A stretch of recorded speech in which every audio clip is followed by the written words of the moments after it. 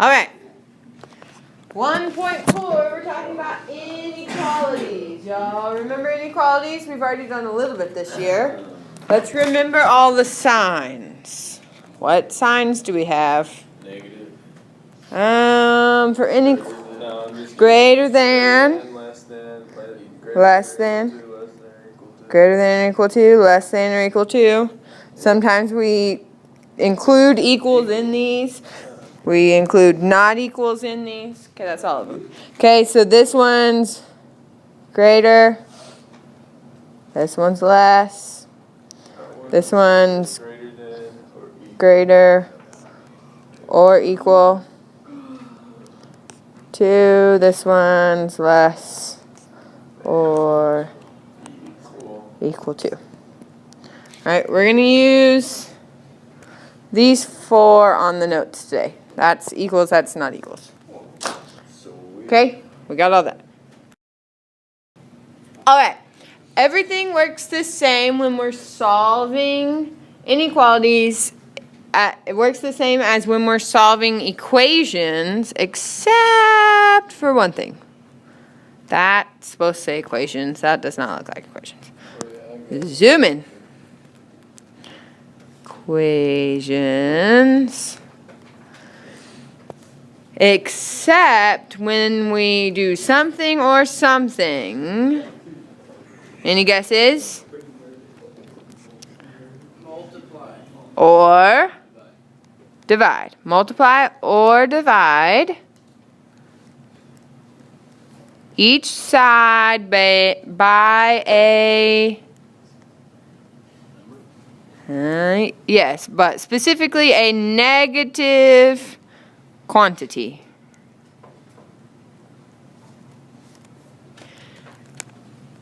So everything's the same except when we multiply or divide each side by a negative quantity, we must flip it, switch it, or reverse the sign. All right, so like this example here, what's going on between the -3 and the x? Multiplication. So we should divide by -3, both sides. We're trying to get x by itself. Since we divided by negative, we have to flip the signs. Okay, so it goes from less than to greater than. 12 divided by -3 is -4. So x is greater than -4. And what's the other word for quantity? So then you have to solve. Negative. All right, here are some properties that go with inequalities. They make sense to you. We're just putting names with them. Okay, so the first one is transitive. Transitive. Okay, so one thing transitions to the next. So if A is less than or equal to B, and B is less than or equal to C, then A must be less than or equal to C. Okay, so we pass traits between them. We can make relationships. All right, the next one is addition property. Saying if you have two numbers, one is bigger than the other one, or equal to it, then if you add the same number to both sides, the relationship stays the same. It doesn't change. Okay? Same thing with the subtraction property. If you subtract a number from both sides, the relationship stays the same. So basically, we can do things to both sides, and we're still good. We haven't changed anything. So that one's subtraction. Guess what the next one is? Subtraction. No, after that. Multiplication. Okay? And then the last one will be division. Very good. Y'all are so bright.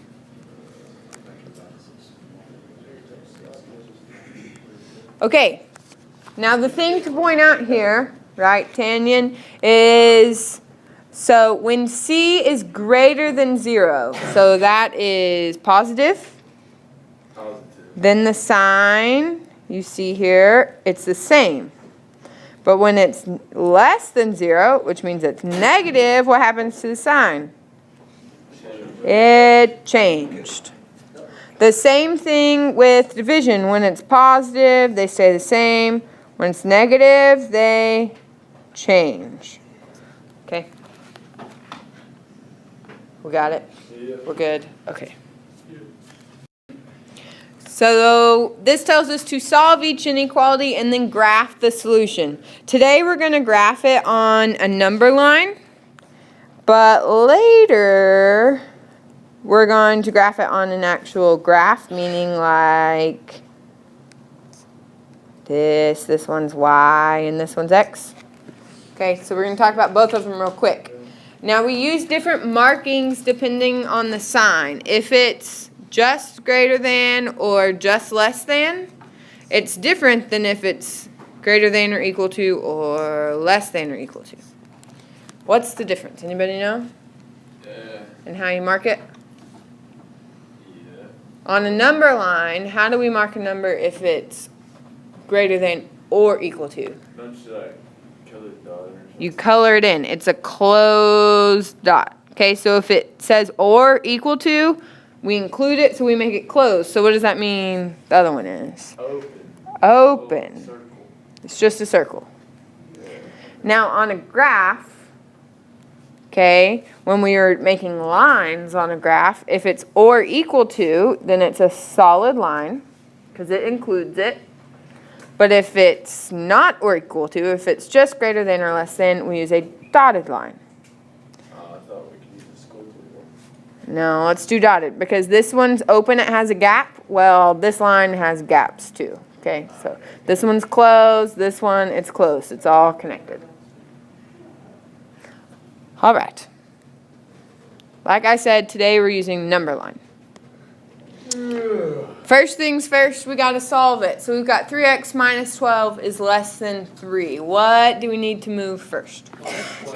Plus 12, all right? 12 there. Do we need to do anything to the inequality sign? No. No, we just added. That's no biggie. So now we have... X is less than 5. How'd you get that to there? Because I just Solve did that. divided 15 divided by 3. Divide both sides by 3. We divided by positive, so don't have to change sign. We get x is less than 5. Yep. Oh, then we gotta write it on there. Now we got to put it on the number line. So 1, 2, 3, 4, 5. what kind of marking do we put at 5? Open because it was not equal to. Do we go left or right for less than? We go that way left. We go left. Oh, I thought we were supposed to do a dotted line. No. That's on like a XY graph. Oh, yeah. Cartesian coordinate plane. Okay. All right. The next one. How do you want to do it? What do you want to do first? Distribute? Okay, that's fine. That So would be 6 plus 10 minus 2 or minus 5x. x is less than or equal to 41 So 16. minus 5x. So minus 16 plus 15. So you want to add, yeah, you're right, minus. Yeah. Minus 16 to both sides. So negative 5x 5, 2, less than or equal to 35? 25. 25? No, 35. No, 25 is right. I'm wrong. Happens. Confusing me over here. Ah, you're confusing me over here.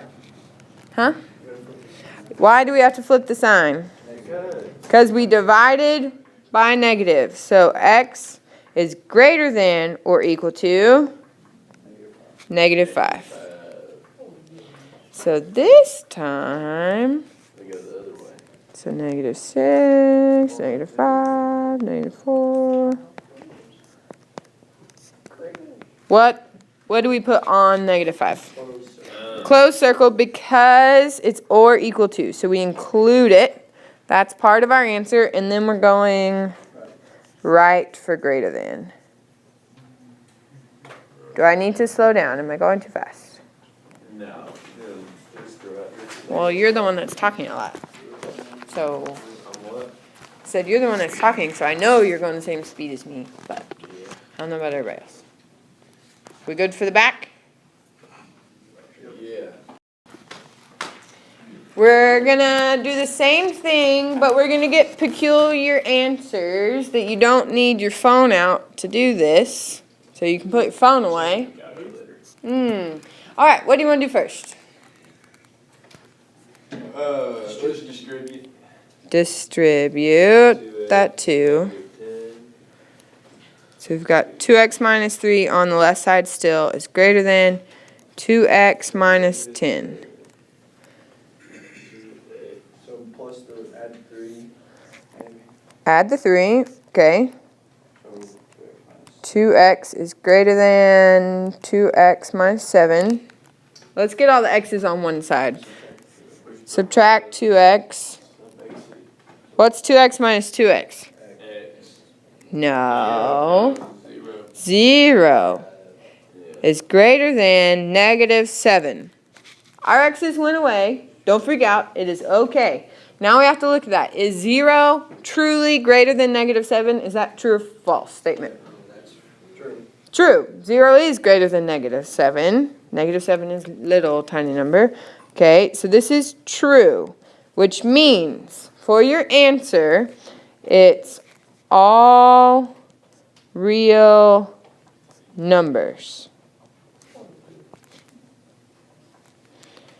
All right. So anytime your variables go away, you're just left with numbers, and it's true, your answer is all real numbers. Now, we have a special way to write that. It's an R, but it's a fancy R, and I really like it. You draw 2 lines, and then you make an R out of it. So, you don't have to write all real numbers out. All you got to do is put down that fancy R. And that's your answer. What is it supposed to mean? It's all real numbers. So it's everything that's real. That is an answer to this problem. Now, we still have to put it on the number line. So say this is 0. All real numbers. What does that look like? Everything. Make sure you make your arrows because it goes on forever both ways.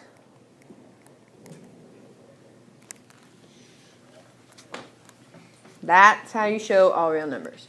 So if you get a true statement, no variables left, just numbers, and it's true, we've got all real numbers. Now the other one, it's gonna not be the same thing. It's gonna be different. But we gotta get there first. Okay, so let's move, looking at this, what's gonna happen when we move that 7x over? It's gonna make it 0. Those go away, so what's left? 6 is greater than negative 28. 6 is less than negative 28. Is that true or false?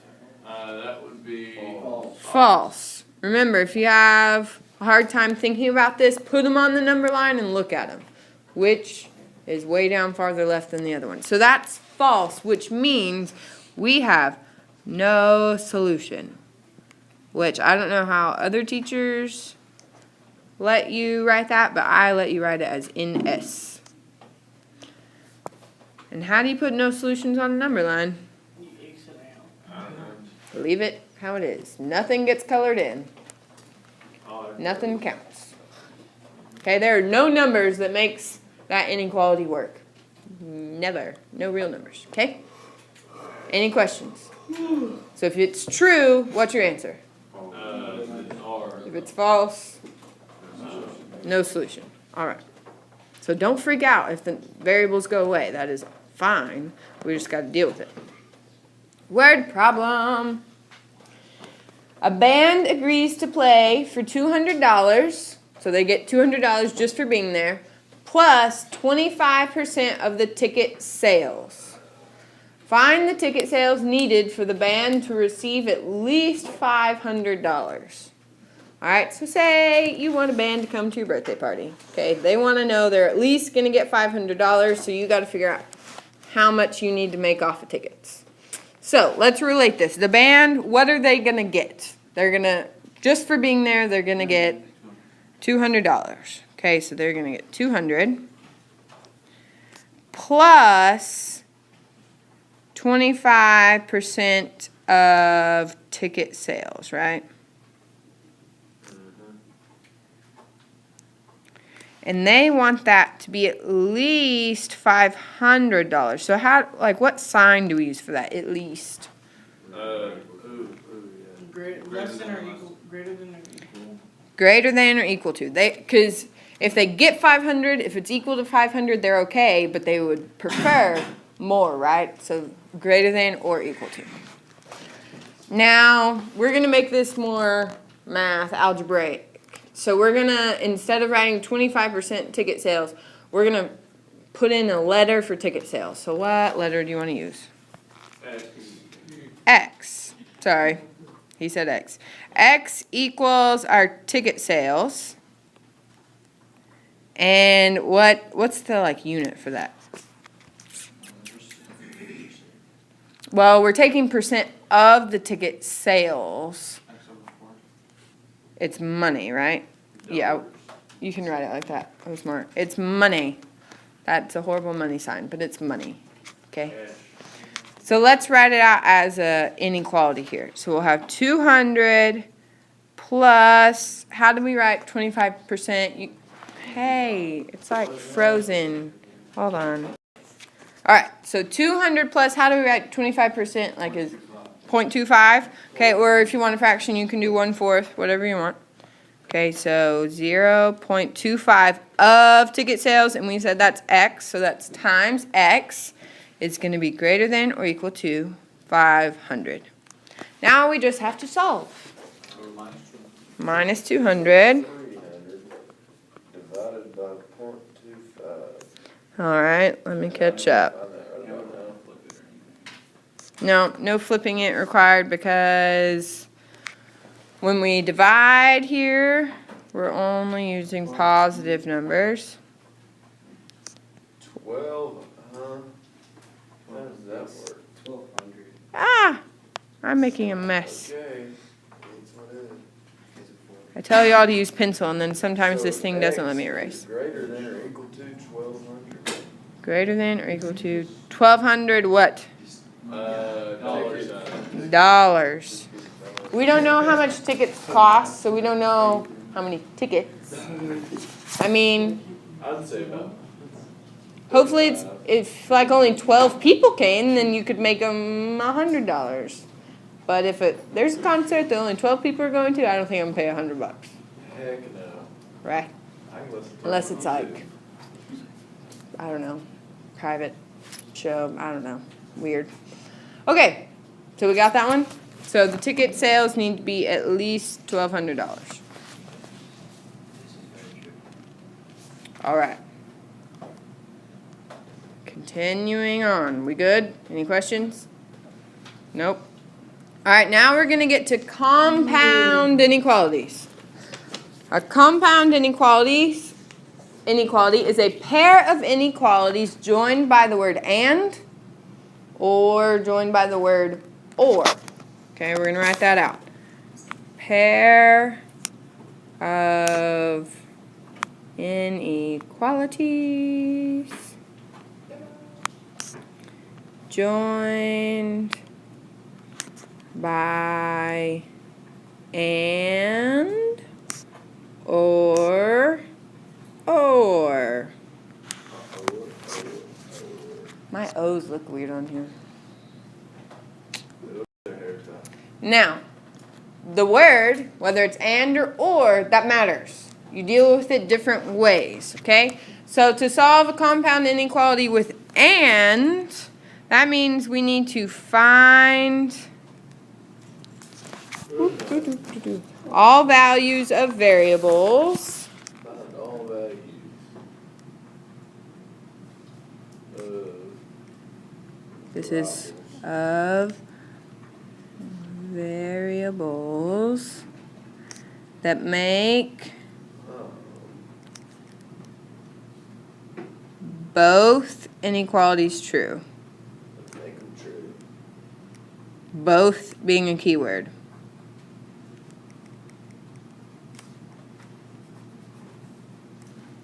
So we should underline. Yeah, both. So looking at this on like a Venn diagram, okay, if this is, these are the answers to the first inequality, and these are the answers to the second inequality. There's some that overlap, okay? Those are the ones that we need for and, okay? So those are the ones that count when our compound inequality is joined by the word and. All right, so this is a very specific group. Wake up. Now, the other ones, try to make my handwriting better, no promises. I don't know how you could be falling asleep in this account with me. Find all values of variables That are false. that make at least one inequality true. Oh, that's true. That's find values At least of variable. one That one was true. inequality true. So on our Venn diagram over here, the ors, if it makes one of them true, that counts. Okay, so this counts. If it makes the other one true, it counts. If it makes both of them true, it also counts. Okay, so all those answers count when your inequality says or. But if it says and, you only need where the two overlap. I'll show you what it looks like on a number line. So if that visual doesn't make sense, maybe the next one will. All right, we got 2 problems left. I promise you can do it. To start these off, we just need to simplify and solve both inequalities. So let's start with the first one. 3x minus 1 is greater than negative 28. 3x is greater than. We're going to add 1. Yes, 3x is greater than negative 27. Is less than. Hold on, we got to divide by 3. X is greater than negative 9. We didn't have to change our inequality symbol because we didn't divide or multiply by a negative number. All right, Already got that. so we got that one. Let me do the other one. Divided by 2, so x is greater than 12. X greater than 6. Okay, we need to subtract 7 first. I forgot to. So 2x is less than 12. So x is Divide by less 2. than 6. X is less than 6. Are we done? Well, we got to graph it. I suggest graphing these off the number line first, and then we'll put our answer actually on the number line. So say negative 9 is going to be down here, 6 is going to be up here, 0 is in between. Okay, I'm okay with them like that. That's fine. For these. Okay, so the first one, x is greater than negative 9. At negative 9, is it open or closed? That'd be a. It's open. It does not say or equals to, so it's open. Gotcha. Are we going to the right or to the left? We'd be going to the right. To the right because it's greater than.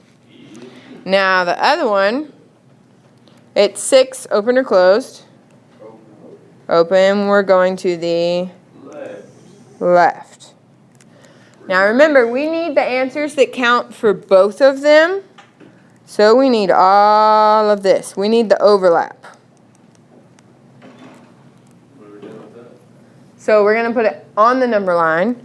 Put your open circle at negative 9 because that one was not included in the top. 6 was not included in the bottom. And then we just need everything in between. That's how you work an and compound, and compound inequality. We good with that? Any questions? No. Okay. If you want to use different colors and stuff, that's fine. I like it. Obviously, I do.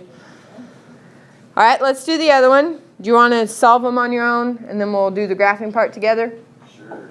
All right, do that. I'll do it on the board if you need to watch.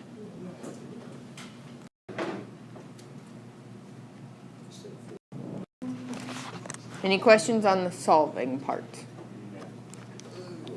All right, let's work on our graph down here. So -3 is going to be on this end. 4's on this end. 0's almost halfway in between. At 4, what kind of marking are we going to have? We're gonna have one closed. Closed, and where's it going to go from there? To the right. It's -3, what kind of marking? That would be Closed, because it has the or equal to, and we're going to the left that time, right? Yep. Now remember that since it's or, we just need to include everything that counts even just one time. So that means we're going to include this, and we're going to include this. But leave that middle spot open, because never did that middle spot count as an answer. Sometimes the ors, they are going to overlap. Include that too. Okay? Just if there's anything that is never counted, we never put it down. But if it is counted, we put it down. So Any questions? A graph for every one of these columns. I think most of them. But like I said, as long as you get the gist down, I can tell that you have numbers in right order. No, do them all. All right.